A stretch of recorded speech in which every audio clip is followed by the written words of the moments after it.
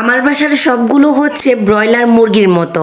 Broiler মুরগির মাংস যেমন সবসময় খেতে ইচ্ছে করে না, আবার ব্রয়লার মুরগির মাংস ছাড়া চলেও না। বাসায় বাকি যে দুইজন সদস্য থাকে তাদের বেলাতে আমার এমনটাই হয়।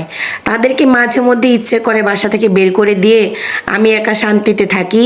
এমনটা চিন্তা করার 2 মিনিট পরে আবার মনে হয় যে তাদের ছাড়া তো আমার দুনিয়া অন্ধকার। আমি যেখানেই থাকি, যত আরামেই থাকি না কেন, দিন শেষে তাদেরকে ছাড়া আমি একেবারেই অচল। দুইজনের মাঝে আম্মাজান বেশ কয়েকদিন যাবতই বায়না করছে যে হসপিটাল থেকে তার জন্য একটা ছোট্ট ভাই আপু এনে দিতে হবে। এনে দিব বলেও এখন আমি বড় মুশকিলে পড়ে গিয়েছি। আমি হসপিটাল থেকে ভাই আপু নিয়ে আসলাম, কিন্তু হসপিটাল থেকে ভাই আপু আনার পর তার ডাইপার চেঞ্জ করা, তাকে ফিডার খাওয়ানো, এগুলো তো তোমাকেই করতে হবে। পারবে? সত্যি তোমাকেই আমার গোসল করিয়ে দিতে হয়, ভাত খাইয়ে দিতে হয়। দাঁড়াও, কি গোসল করতে গেলে তুমি শুধু গরম পানিটা বানিয়ে দেবে, আমি গপ গপ করে গোসল করব। নিজে নিজে? হ্যাঁ, সত্যি? ওই যে আগের বছর না নিজে গোসল করতে। আর খাবার? খাবার তুমি ভাত পেতে দিবে। ভাত বেড়ে দিব আর বাকিটা তুমি খেয়ে নিতে পারবে? এই দুইটা কাজ করলেই হবে। মাছ মাংস বেঁচে দিবে কে? মাছ খাবো না। কেন মাছ খাবে না? মাছ খাই না আমি। তো কি খেতে হবে না বড় হলে? মাছ এখন খাবো না। এখন ছোট ঠিক আছে, আর একটু বড় হলে মাছ খেতে হবে না? মাছ খাবো না।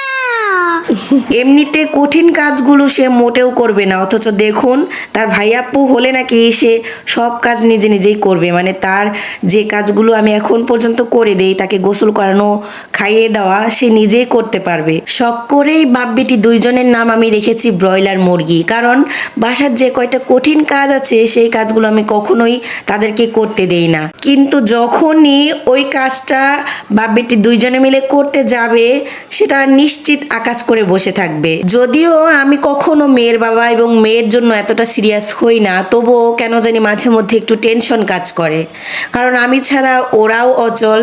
ওদেরকে ছাড়া যেমন আমি চলতে পারি না, ওরাও আমাকে ছাড়া চলতে পারে না। আমার ব্রয়লার মুরগি দুইটার জন্য আজকে দুপুরে একটু স্পেশালভাবে রান্না করছি। আজকে মিক্সড একটা সবজি রান্না করছি, এরপর রান্না করছি হচ্ছে গরুর মাংস। গরুর মাংসটা আজকে কষিয়ে একদম অল্প পরিমাণেই রান্না করছি, যাতে করে 3 জনের 2 বেলাতে হয়ে যায়। সকালবেলা আজকে ভাত রান্না করেছিলাম, বতুয়া শাক রান্না করেছিলাম। অনেকের এলাকাতে বতুয়া শাক বলে, বৈথা শাক বলে, আরও অনেকগুলো হয়তো নাম থাকতে পারে। ওই শাকগুলো আমার ফুপু শাশুড়ি পাঠিয়েছিলেন। সাথে একটু বাঁধাকপিও ভাজি করেছিলাম। আর এই দুপুরবেলাতে এসে বেগুন ভাজা করছি গরম গরম ভাতের সাথে খাওয়ার জন্য। আর গরুর মাংস আলু দিয়ে একটু ঝোল করেই রান্না করছি, আর একটু শিম ভাজিও করে নিয়েছি। মানে দুপুরের আইটেম আজকে কয়েকটা হয়ে গিয়েছে: মিক্সড সবজি, শিম ভাজি, বেগুন ভাজা, গরুর মাংসের তরকারি। যেই দিন আমার মন ভালো থাকে, শরীর ভালো না থাকলেও চলবে, আমি অনেক রকমের পদের রান্নাবান্না করে নেই। আজকে কণ্ঠ শুনেই বুঝতে পারছেন যে শরীরটা মোটেও ভালো নেই, তবু মনটা ভালো বিধায় অনেক রকমের আইটেম তৈরি করেছি। আর বাসায় আমার মন ভালো থাকার প্রেরণা যোগায় আমার ভালোবাসার 2 ব্রয়লার মুরগি।